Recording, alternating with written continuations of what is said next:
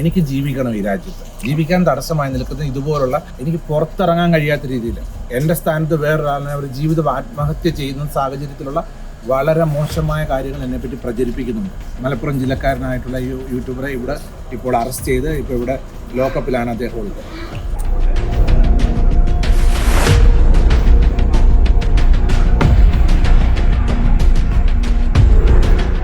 സാധുവായ എന്നെയും സാധുവായ രേണുസുധിയുടെ കുടുംബത്തെയും ചവിട്ടി മരിച്ചാൽ ചോദ്യം ചെയ്യാൻ ആളില്ല. അവർക്കെതിരെ എന്ത് തെറി വിളിച്ചാലും ഇവിടെ ഒരു നിയമം നടപ്പിലാകത്തില്ല എന്നുള്ളൊരു തോന്നൽ കൊണ്ടാണ് ഇങ്ങനെയുള്ള കാര്യം. അതുകൊണ്ട് ഏതറ്റം വരെ ഇനി എന്ത് നിയമം മുന്നോട്ട് പോകാൻ നിയമപാലകർ അവരോടൊപ്പം മുൻപോട്ട് നിന്നുകൊണ്ട് ഏതറ്റം വരെ നിയമത്തിൻ്റെ വഴിയിൽ പോകുക എന്നുള്ളത് മാത്രമേ ഞാൻ ആഗ്രഹിക്കുന്നു.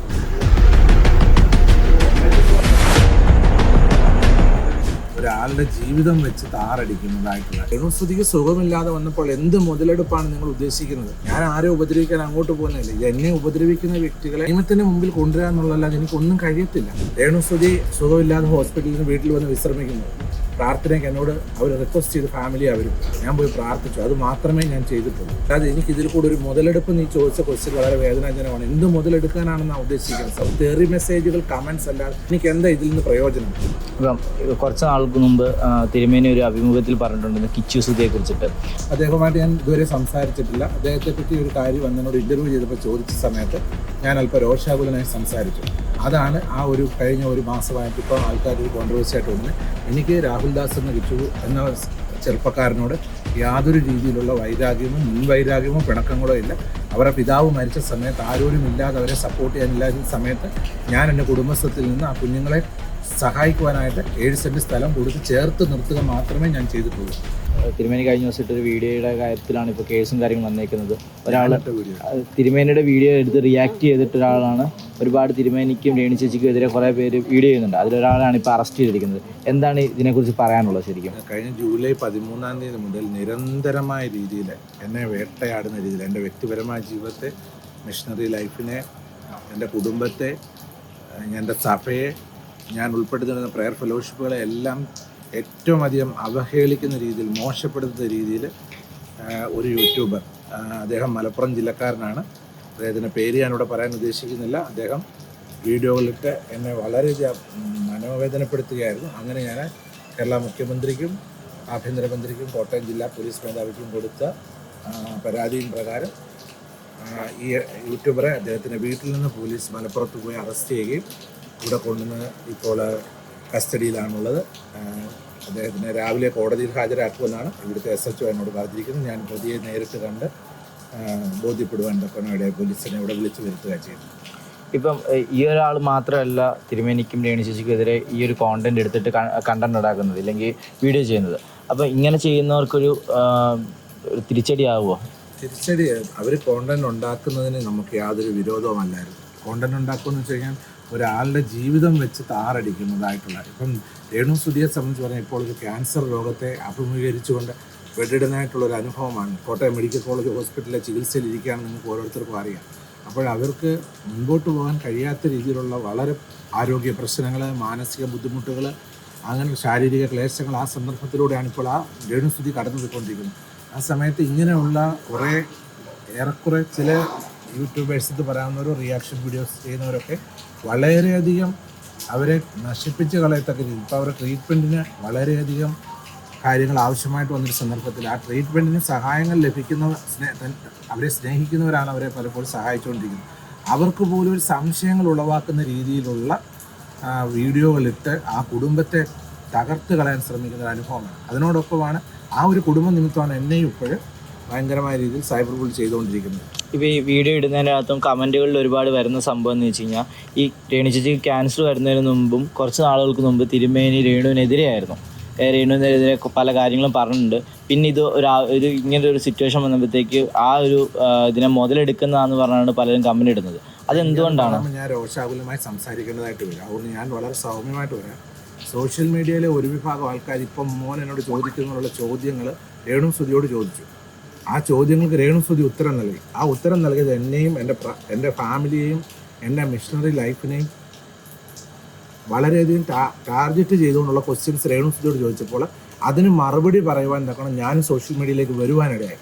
വന്നതിന് ശേഷം ഞങ്ങൾ തമ്മിൽ സോഷ്യൽ മീഡിയയിലാണ് എന്ത് സംഭവിച്ചിരിക്കുന്നത്, ഒരു ഭയങ്കരമായിട്ടുള്ള ഒരു ചർച്ച ഉണ്ടാവുകയും അതിലൂടെ സമൂഹത്തിൽ വലിയൊരു കോൺട്രവേഴ്സി ഉണ്ടാവുകയും ചെയ്തിരിക്കുന്നത്. പക്ഷേ രേണുസുതിക്ക് സുഖമില്ലാതെ വന്നപ്പോൾ എന്ത് മുതലെടുപ്പാണ് നിങ്ങൾ ഉദ്ദേശിക്കുന്നത്? എന്ത് മുതലെടുപ്പാണ്? ഞാൻ ബിഗ് ബോസിൽ വരണോ? അതോ ഞാൻ സമൂഹത്തിൽ എന്നെ ഉപദ്രവിക്കുന്നവർക്ക് നിയമമുണ്ട്. ഞാൻ ആരെ ഉപദ്രവിക്കാൻ അങ്ങോട്ട് പോകുന്നില്ല. ഇത് എന്നെ ഉപദ്രവിക്കുന്ന വ്യക്തികളെ നിയമത്തിന് മുമ്പിൽ കൊണ്ടുവരിക എന്നുള്ളതല്ലാതെ എനിക്കൊന്നും കഴിയത്തില്ല. ഞാൻ ഒറ്റയ്ക്ക് താമസിക്കുന്ന ഒരാളാണ്. അപ്പോൾ എന്നെ സംരക്ഷിക്കുന്നത് ഇവിടുത്തെ ഈ നിയമം കൈയാളുന്നവരും നിയമപാലകരുമാണ് എനിക്ക് സംരക്ഷണം തരുന്നത്. ഞാൻ ഒരു ഇന്ത്യൻ സിറ്റിസനാണ്. അപ്പോൾ എൻ്റെ സങ്കടങ്ങൾ ഞാൻ ഇവിടുത്തെ നിയമപാലകരോട് അറിയിച്ചു. അവരതനുസരിച്ചുള്ള നിയമ നടപടികൾ സ്വീകരിച്ചിരിക്കണം. എനിക്കല്ലാതെ രേണുസുതിയെ ഇപ്പോൾ രോഗാവസ്ഥ വന്ന സമയത്ത് രേണുസുതിയെ കൂടെ ചേർത്ത് നിർത്തിയിട്ട് എനിക്കെന്തോ പേര് കിട്ടാൻ വേണ്ടിയിട്ടോ അതോ എന്തോ മറുകണ്ഠം ചാടുവോ? എന്ത് മറുകണ്ഠം? രേണുസുതി സുഖമില്ലാതെ ഹോസ്പിറ്റലിൽ നിന്ന് വീട്ടിൽ വന്ന് വിശ്രമിക്കുന്നു. പ്രാർത്ഥനയ്ക്ക് എന്നോട് അവർ റിക്വസ്റ്റ് ചെയ്ത് ഫാമിലി അവരും ഞാൻ പോയി പ്രാർത്ഥിച്ചു. അത് മാത്രമേ ഞാൻ ചെയ്തിട്ടുള്ളൂ. അല്ലാതെ എനിക്കിതിൽ കൂടെ ഒരു മുതലെടുപ്പ് നീ ചോദിച്ച ക്വസ്റ്റ്യൻ വളരെ വേദനാജനകമാണ്. എന്ത് മുതലെടുക്കാനാണെന്നാണ് ഉദ്ദേശിക്കുന്നത് സമൂഹം? അതിലൂടെ എനിക്ക് എന്ത് മുതലെടുപ്പാണ് കിട്ടണ്ടേ? രേണു എനിക്ക് ക്യാഷ് തരുമോ?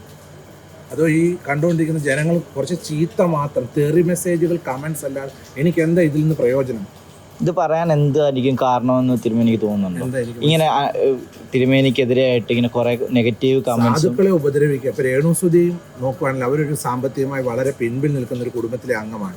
ഞാനെന്ന് വെച്ച് കഴിഞ്ഞാൽ ഇപ്പോൾ കേരളത്തിലെ ആംഗ്ലിക്കൻ സഭയെക്കുറിച്ച് നിങ്ങൾ മനസ്സിലാക്കുകയാണ്. സമൂഹത്തിലെ ഏറ്റവും സാധുക്കൾ കൂടി വരുന്നൊരു സഭയാണ് ആംഗ്ലിക്കൻ സഭ. വേറൊരു സഭയുടെ ബിഷപ്പിനെ ഞാൻ എന്തെല്ലാം പ്രശ്നങ്ങളുണ്ടാകും. ഞാനൊരു സാധു സമൂഹങ്ങൾ കൂടി വരുന്ന ഒരു സഭയിലെ മിഷണറി ബിഷപ്പായി സേവനം ചെയ്യുകയാണ്. അതുകൊണ്ട് സാധുവായ എന്നെയും സാധുവായ രേണുസുതിയുടെ കുടുംബത്തെയും ചവിട്ടി മരിച്ചാൽ ചോദ്യം ചെയ്യാൻ ആളില്ല. അവർക്കെതിരെ എന്ത് തെറി വിളിച്ചാലും ഇവിടെ ഒരു നിയമം നടപ്പിലാകത്തില്ല എന്നുള്ളൊരു തോന്നൽ കൊണ്ടാണ് ഇങ്ങനെയുള്ള കാര്യം. അതുകൊണ്ട് ഏതറ്റം വരെ ഇനി എന്ത് നിയമം മുന്നോട്ട് പോകാൻ നിയമപാലകർ അവരോടൊപ്പം മുൻപോട്ട് നിന്നുകൊണ്ട് ഏതറ്റം വരെ നിയമത്തിൻ്റെ വഴിയിൽ പോകുക എന്നുള്ളത് മാത്രമേ ഞാൻ ആഗ്രഹിക്കുന്നുള്ളൂ. ഇപ്പം കുറച്ച് നാൾക്ക് മുമ്പ് തിരുമേനി ഒരു അഭിമുഖത്തിൽ പറഞ്ഞിട്ടുണ്ടായിരുന്നു കിച്ചു സുധിയെ കുറിച്ചിട്ട്. അപ്പം അത് കഴിഞ്ഞതിന് ശേഷം കിച്ചു തിരുമേനിയെ കോൺടാക്ട് ചെയ്യുകയോ എന്തെങ്കിലും ചെയ്തിട്ടുണ്ട്? അത് അവരുടെ ഫാമിലി മാറ്റർ ആയിരുന്നു. രേണുസുധിയുടെ വളർത്തുമകൻ്റെ കാര്യമായിരിക്കും എന്നോട് ചോദിച്ചത്. രാഹുൽ ദാസിൻ്റെ കിച്ചു അദ്ദേഹവുമായിട്ട് ഞാൻ ഇതുവരെ സംസാരിച്ചിട്ടില്ല. അദ്ദേഹത്തെ പറ്റി ഒരു കാര്യം എന്നോട് ഇൻ്റർവ്യൂ ചെയ്തപ്പോൾ ചോദിച്ച സമയത്ത് ഞാൻ അല്പം രോഷാകുലനായി സംസാരിച്ചു. അതാണ് ആ ഒരു കഴിഞ്ഞ ഒരു മാസമായിട്ട് ഇപ്പോൾ ആൾക്കാർ ഒരു കോൺട്രവേഴ്സി ആയിട്ട് കൊണ്ടുവന്ന് എനിക്ക് രാഹുൽ ദാസ് എന്ന കിച്ചു എന്ന ചെറുപ്പക്കാരനോട് യാതൊരു രീതിയിലുള്ള വൈരാഗ്യമോ മുൻവൈരാഗ്യമോ പിണക്കങ്ങളോ ഇല്ല. അവരുടെ പിതാവ് മരിച്ച സമയത്ത് ആരോരുമില്ലാതെ അവരെ സപ്പോർട്ട് ചെയ്യാനില്ലാത്ത സമയത്ത് ഞാൻ എൻ്റെ കുടുംബത്തിൽ നിന്ന് ആ കുഞ്ഞുങ്ങളെ സഹായിക്കുവാനായിട്ട് 7 സെൻറ്റ് സ്ഥലം കൊടുത്ത് ചേർത്ത് നിർത്തുക മാത്രമേ ഞാൻ ചെയ്തിട്ടുള്ളൂ. പിന്നെ എന്തെങ്കിലും രീതിയിലുള്ള ഇപ്പോൾ ഈ പോലീസ് സ്റ്റേഷൻ്റെ പരിധിയിൽ ആ രാഹുൽ ദാസിന് എഗനസ്റ്റ് ആയിട്ടുള്ള ഒരു കേസ് ഉണ്ടായിരുന്നു. അത് കഴിഞ്ഞു പോയ കാര്യങ്ങളാണ്. അത് ഞാൻ എന്നോട് ചോദിച്ചപ്പോൾ ഞാനത് പറയുവാനിടയായി. അതാണ് സോഷ്യൽ മീഡിയയിൽ വലിയ പ്രശ്നങ്ങളായിട്ടൊക്കെ ആൾക്കാർ പറഞ്ഞു. എന്തുകൊണ്ട് പറഞ്ഞു? ഇവിടുത്തെ തന്നെ പോലീസ് ഉദ്യോഗസ്ഥർ പല കാര്യങ്ങൾ തൊട്ടപ്പുറം ഇപ്പുറമുള്ള വീടാണ് എൻ്റെ വീടും രേണുസുധിയുടെ വീടും. അപ്പോൾ പോലീസ് ഉദ്യോഗസ്ഥർ എന്നോട് ചോദിച്ച ചോദ്യങ്ങൾക്ക് ഞാൻ ഉത്തരം പറഞ്ഞപ്പോൾ അവർ പറഞ്ഞതാണ് ഇനി എന്തെങ്കിലും ഇഷ്യൂസ് ഈ ഫാമിലി സംബന്ധമായിട്ട് ഉണ്ടാവുകയാണെങ്കിൽ പോലീസിൻ്റെ കാര്യങ്ങൾ വരുമ്പോൾ തീർച്ചയായിട്ടും അവർ പോലീസുമായി സഹകരിക്കണമെന്ന് എന്നോട് പറഞ്ഞു. അതുകൊണ്ടാണ് ഞാൻ അന്ന് ആ ഇൻ്റർവ്യൂവിനകത്ത് പറയുവാനിടയായത് ഇനി യാതൊരു രീതിയിലുള്ള പ്രശ്നങ്ങൾ ഈ എൻ്റെ പ്രോപ്പർട്ടിയുടെ അടുത്ത് താമസിക്കുന്ന നിങ്ങളിൽ നിന്ന് ഉണ്ടാകാൻ പാടില്ല എന്ന് ഞാൻ താക്കീത് കൊടുത്തു. അത് ഭയങ്കരമായ രീതിയിൽ തന്നെ സൈബർ ബുള്ളി ചെയ്തു. അദ്ദേഹത്തെ വ്യക്തിപരമായി ഹനിക്കുന്ന ഒരു കാര്യവും ഞാൻ പറഞ്ഞിട്ടില്ല, പറയത്തുമില്ല. ഇനി ഇതുപോലെ വീഡിയോ ചെയ്യുന്നവർക്കൊരു ഒരു മറുപടി ആയിട്ടാണോ ഇന്ന് ഇപ്പോൾ ഇയാളെ അറസ്റ്റ് ചെയ്തതും കാര്യങ്ങളെ പറ്റി നിയമപാലകർ ശക്തമായ രീതിയിൽ നടപടി എടുത്തിട്ടാണ് അവരെ വീട്ടിൽ പോയി അറസ്റ്റ് ചെയ്തുകൊണ്ട് വന്നിരിക്കുന്നത്. ഈ ഒരാൾ മാത്രമല്ല, ഈ ഷെഫീൻ പല ആൾക്കാരും വീഡിയോ ചെയ്യുന്നുണ്ട് വളരെ മോശമായ രീതിയിൽ. അവരുടെ എല്ലാം പേരിലുള്ള പരാതികൾ ഇവിടെ കൊടുത്തിട്ടുണ്ട്. അവരെല്ലാം സൈബർ ഡിപ്പാർട്ട്മെൻറ്റ് നിരീക്ഷണത്തിലാണെന്നാണ് SHO എന്നോട് ബഹുമാനപ്പെട്ട സാർ എന്നോട് പറയാനിടയായത്. ഏറ്റവും കൂടുതൽ രേണുവിനാണെന്ന് തിരുമേനിക്കെതിരെ അഗേൻസ്റ്റ് ഒരുപാട് വീഡിയോ ചെയ്തത് ഷെഫീന എന്ന് പറയുന്നൊരു സ്ത്രീയാണ്. അപ്പം അവർക്കെതിരെ എന്താണ് നടപടി ഉടനെ ഉണ്ടാവും? തീർച്ചയായിട്ടും നിയമം അതിൻ്റെ വഴി കൂടെ തന്നെ ഞാൻ അതിൻ്റെ കാര്യങ്ങൾ എൻ്റെ അഡ്വക്കേറ്റ്സുമായിട്ട് പല കാര്യങ്ങൾ സംസാരിക്കുന്നുണ്ട്. അതിനുള്ള കാര്യങ്ങൾ പല കാര്യങ്ങൾ നീക്കുന്നുണ്ട്. അത് എവിടെ വരെ എന്താണെന്നുള്ളത് ഇപ്പോൾ പുറത്ത് പറയാൻ റിവീൽ ചെയ്യാൻ ഒക്കാത്ത ചില കാര്യങ്ങളുണ്ട്.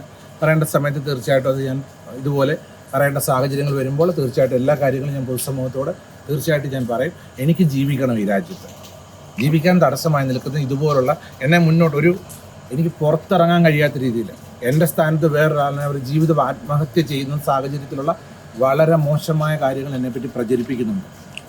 അതാണ് എനിക്കിപ്പോൾ ഉണ്ടായിരിക്കുന്ന ദുഃഖം എന്ന് പറഞ്ഞത്. അതുകൊണ്ടാണ് ഇപ്പോഴേ ഈ മലപ്പുറം ജില്ലക്കാരനായിട്ടുള്ള ഈ യൂട്യൂബറെ ഇവിടെ ഇപ്പോൾ അറസ്റ്റ് ചെയ്ത് ഇപ്പോൾ ഇവിടെ ലോക്കപ്പിലാണ് അദ്ദേഹം ഉള്ളത്.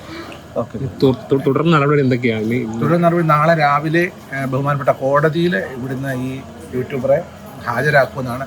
നാളെ രാവിലെ ബഹുമാനപ്പെട്ട കോടതിയിലേക്ക് Changanassery first class judicial magistrate കോർട്ടിലേക്കാണ് അദ്ദേഹത്തെ ഹാജരാക്കുന്ന സിസ്റ്റർ പറഞ്ഞിരിക്കുന്നത്. ഹാജരാക്കുന്നതനുസരിച്ച് കോടതിയാണ് ബാക്കി തീരുമാനങ്ങൾ എടുക്കേണ്ടത്. ഞാൻ ബഹുമാനപ്പെട്ട കോടതിയും അങ്ങേയറ്റം വിശ്വസിക്കുന്നു. കോടതി വേണ്ട നിയമ നടപടികൾ ചെയ്ത് ജീവിക്കാനുള്ള സഹായം ഞങ്ങൾക്ക് ചെയ്തു തരും. കോടതിയിൽ എനിക്ക് നല്ല വിശ്വാസമുണ്ട്. നിയമത്തിൽ ഞാൻ അങ്ങേയറ്റം വിശ്വസിക്കുന്ന ആളാണ്. തീർച്ചയായിട്ടും ഇത് എന്നെപ്പോലെ ഒറ്റപ്പെട്ട് വേദനയിൽ കഴിയുന്നവരുടെ ജീവിതത്തിൽ ഒരു ഗുണപാഠമായിട്ടിരിക്കട്ടെ. കാരണം സമൂഹത്തിൽ ഏറ്റവും വേദനിക്കുന്നവർ, ഞാനൊക്കെ തന്നെ താമസിക്കുന്ന ആൾക്കാരാണ്. ഇപ്പം മോനോട് വെച്ച് രേണുസുധിയുടെ കുടുംബം സാമ്പത്തികമായി ഏറ്റവും പുറകിൽ നിൽക്കുന്ന ആ സഹോദരിയുടെ ജീവിതത്തിൽ ഒരു വീഴ്ച വന്നപ്പോൾ അവരെ ഈ സമയത്ത് പ്രാർത്ഥനയിൽ ചേർത്ത് നിർത്തുന്ന തെറ്റാണ് ഞാൻ ചെയ്തത്. അതിനാണ് എന്നെ ഇപ്പം മറുകണ്ഠം ചാടി പറഞ്ഞ് വേദനിപ്പിച്ചുകൊണ്ടിരിക്കുന്നത്.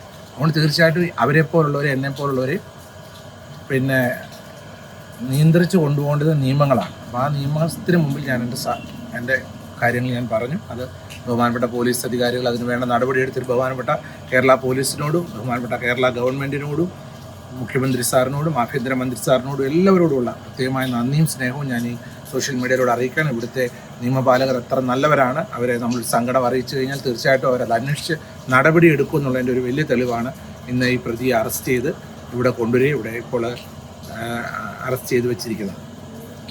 Thank you so much.